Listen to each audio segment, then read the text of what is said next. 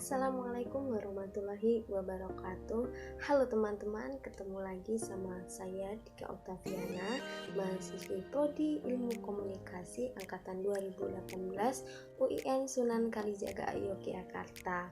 Oke, di sini saya akan mengulas kembali mata kuliah Teknik Presentasi Iklan, yaitu dosen pengampu Pak Zuhri. Oke, kita langsung aja ya ke materi. Yang pertama yaitu strategi berbicara. Ada 3 strategi berbicara, yaitu yang pertama, tatap lawan bicara kita, karena dengan itu kita dapat meyakinkan dan memperhatikan orang yang kita ajak bicara. Yang kedua yaitu ciptakan kesan pertama, karena ini merupakan kunci utama untuk membangun pertemuan-pertemuan berikutnya dengan cara kita ramah, tegas, lugas, dan lain-lain. Dan yang ketiga yaitu menggunakan bahasa yang logis, karena menilai orang bisa dilakukan dengan menilai cara berbicaranya. Dan selanjutnya yaitu melatih logika berbicara. Ada 6, yaitu yang pertama dengan memberikan alasan yang tepat di setiap argumen kita. Yang kedua, hindari lompatan logika atau hiperbola. Yang ketiga, konsisten dalam bersikap agar audiens percaya. Yang keempat, gunakan kata-kata sederhana yang mudah dipahami oleh audiens. Yang kelima yaitu harus tetap tenang. Yang keenam yaitu hindari kata-kata asing agar tidak miskom. Selanjutnya yaitu storytelling. Storytelling adalah sebuah teknik untuk menceritakan sebuah kisah yang berkaitan dengan pengaturan adegan, event, dan dialog.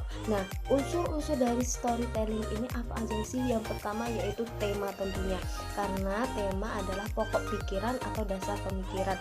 Yang kedua yaitu alur, struktur rangkaian sejak awal sampai akhir. Yang ketiga memiliki konflik tentunya, karena dengan adanya konflik cerita akan menarik. Dan yang keempat memiliki simpati, karena percuma kalau pendengar tidak mendapatkan simpati dalam cerita. Dan yang selanjutnya memiliki solusi, karena pendengar akan merasa kebahagiaan atau kelegaan jika sebuah masalah ada solusinya. Dan yang terakhir yaitu efek kejut atau pembalikan. Selanjutnya yaitu berani bicara. Pasti setiap orang itu ada yang berani berbicara di depan umum, ada juga yang tidak berani.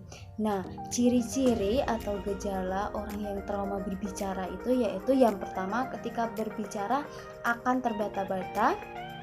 Yang kedua yaitu suara kecil dan bergetar. Yang ketiga gagap yang berlebihan. Dan yang keempat yaitu tidak berani menatap mata orang lain. Nah, bagaimana sih caranya untuk mengatasi atau menghilangkan rasa trauma berbicara kita di depan umum? Yang pertama tentunya itu membuat karikatur dengan menganggap audiens sebagai karikatur. Yang kedua yaitu hindari merendahkan kapasitas diri, kita harus tetap pede. Yang ketiga yaitu mempelajari konten dengan baik sebelumnya. Yang keempat yaitu kita harus memantapkan diri. Yang keempat yaitu menunjukkan bahasa tubuh nonverbal yang bagus. Dan yang terakhir yaitu mengucap mantra dengan yakin. Selanjutnya yaitu berani berbuat. Nah, pada materi ini waktu itu kita diberi tugas oleh Pak Zuhri untuk membuat naskah presentasi terkait produk periklanan, dan kelompok kami mendapatkan produk halal. Dan di sini kami mengangkat produk makanan yaitu rendang denai. Nah, di sini ada pembagian tugas tentunya, yaitu ada yang jadi presentator, ada yang kreator, ada yang konten atau produk information, dan copywriter. Nah, lalu kami mempraktekkan apa yang kami dapatkan dalam mata kuliah teknik presentasi iklan, yaitu dengan mempresentasikan hasil naskah presentasi ke teman-teman sekelas. Selanjutnya yaitu lobby dan negosiasi. Nah, lobby artinya mencoba berangkat dari sebuah keinginan atau tujuan, kemudian disampaikan dengan target kita untuk bersama-sama mewujudkan atau memiliki tujuan yang sama, sehingga tujuan itu tercapai atau keinginan kita tercapai. Artinya proses seni mendekati atau mempengaruhi orang lain agar mau sesuai dengan kehendak kita itu melobi. Nah, kemudian menegosiasi itu setidaknya bisa ditafsirkan sebagai proses tawar-menawar untuk mencapai kesepakatan bersama untuk kedua pihak. Nah, teknik presentasi sebagai seorang iklan harus dikuasai tentunya dalam bagaimana cara untuk melobi menegosiasi yang baik. Yang pertama yaitu tentunya menggunakan atau membawakan diri dengan personal branding yang bagus, misalnya dengan tampilan yang bagus, terus kita antusias gitu. Dan yang kedua yaitu tidak serta-merta lobby negosiasi itu hanya berusaha dengan profit, keuntungan atau uang. Yang paling penting adalah di sini ada kesepakatan ide atau kesepahaman ide dan gagasan. Artinya semua harus menuangkan ide dan gagasan kepada lawan bicara atau target yang akan kita lobby. Selanjutnya yaitu teknik bertanya, strategi bertanya. Pertanyaan merupakan suatu wujud ketertarikan pada lawan bicara. Nah, rumusnya sangat sederhana yaitu C sama dengan Q kali P kali R, atau communication sama dengan question atau pertanyaan kali praise pujian kali reaction. Dengan demikian, komunikasi berjalan dengan baik dan lancar karena mengandung pertanyaan, pujian, dan reaksi. Nah, ada juga rumus 1/3 untuk membangun komunikasi yang antusias dan berkelanjutan. Perlu menggunakan strategi karena pasti banyak di antara kita tidak bisa mengembangkan pembicaraan. Nah, strateginya yaitu menggunakan rumus 1, 2, 3, yaitu sekali bicara, 2 kali mendengarkan, dan 3 kali memberikan umpan balik.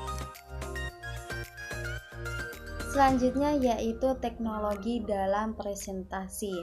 Nah, dampak perkembangan teknologi terhadap sesi presentasi di revolusi industri 4.0 dan segala peralatan teknologi yang canggih ini sangat memudahkan kehidupan teman-teman. Tentunya salah satunya yaitu era internet sekarang ini, terutama dalam urusan presentasi perusahaan maupun periklanan. Tetapi ada beberapa dampak negatifnya juga untuk teman-teman loh, kita harus ketahui itu.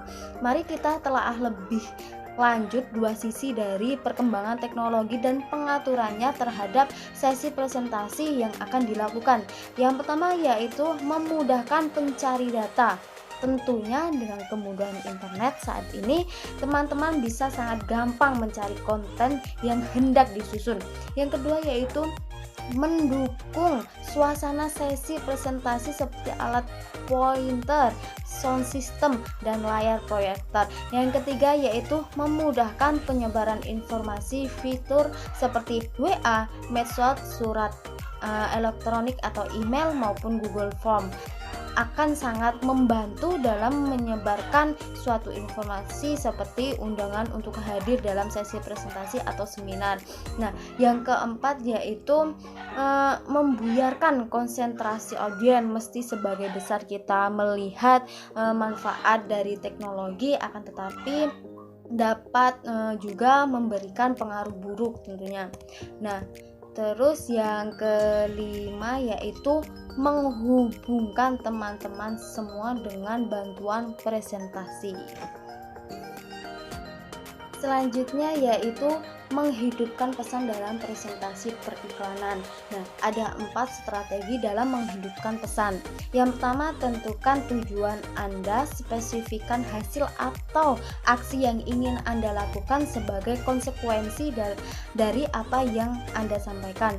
Yang kedua yaitu ketahui ABC Anda, pahami kebutuhan dan kepribadian individuanya kelompok yang akan kalian ajak berkomunikasi dengan mengembangkan ABC, Audience Basic Communication, atau komunikasi berdasarkan pendengar. Yang ketiga yaitu batasi pesan Anda, jaga agar pesan Anda tetap sederhana dan langsung, dan hati-hati terhadap pesan yang berkembang secara berlebihan. Dan yang keempat yaitu ciptakan struktural, tentukan dengan jelas bagian awal, tengah, dan akhir dari apa yang Anda komunikasikan, seimbang proporsi informasi berdasarkan data dengan menyelipkan anekdot. Baik, selanjutnya yaitu meneruskan dari menghidupkan pesan dalam presentasi periklanan. Nah, kesalahan yang paling umum dilakukan dalam memiliki tujuan adalah yang pertama, terlalu besar banyak tujuan yang harus diselesaikan dalam suatu kali penyampaian. Yang kedua yaitu tidak berkaitan dengan tugas yang ditangani, berfokus pada sasaran yang tidak berkaitan dengan komunikasi maupun situasi yang terjadi saat ini. Yang ketiga, terlalu samar tujuannya, begitu spesifik, dan oleh karena itu penyampaian kemana-mana hingga penonton atau pewawancara merasa bahwa mereka membuang-buang waktunya dengan percuma. Dan yang keempat yaitu mengenal ABC akan membangun kepercayaan diri. Dan yang kelima yaitu mengenal penonton. Mengenal penonton bisa mengubah tujuan Anda, yaitu mempersiapkan pesan yang efektif merupakan proses membangun. Berat setiap balok yang memberi informasi baru yang akan mempengaruhi kekuatan fondasi yang mungkin memaksa Anda adanya suatu perubahan. Nah, baik, karena itu tadi materi yang terakhir, selanjutnya saya akan memberikan contoh mempresentasikan UMKM, produk UMKM yang ada di sekitar saya, yaitu sebuah produk cemilan kerupuk jange yang dibuat oleh Mbak Supina.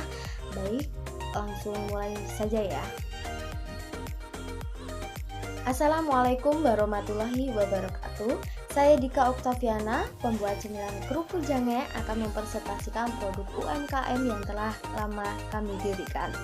Awal mula dengan ide yang sederhana, yaitu melihat kerupuk jange yang berbahan dari kulit biasanya, yaitu kami membuat kerupuk jange yang berbeda dari sebelumnya, yaitu dengan komposisi tepung sagu, terasi. Nah, kita membuat kerupuk yang sangat gurih dan tentunya renyah dong, awet juga.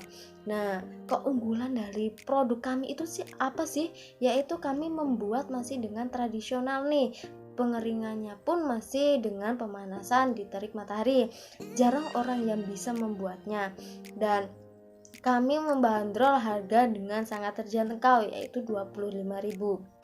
Sedangkan kekurangan kami masih memproduksi untuk daerah, belum luar daerah. Tetapi kalau ada pesanan pastinya kita akan siap mengantarnya. Dan untuk bapak-bapak, ibu-ibu yang ingin memesannya bisa langsung hubungi nomor 083144814952. Baik, mungkin itu saja yang bisa saya sampaikan. Apabila ada salah kata saya mohon maaf.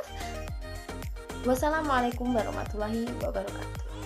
Oke teman-teman, seperti itulah tadi contoh mempresentasikan sebuah produk UMKM. Pastinya harus ada penjelasan tentang produk dan keunggulan dan kekurangan dari produk tersebut. Dan jangan lupa nomor HP-nya yang bisa dihubungin, atau ada yang memiliki akun media tentunya seperti Instagram atau Facebook, itu lebih baik ya teman-teman ya. Nah, baik, mungkin cukup pemaparan saya terkait mata kuliah teknik presentasi iklan. Semoga bermanfaat untuk teman-teman yang menonton. Tentunya saya Dika undur diri. Wassalamualaikum warahmatullahi wabarakatuh.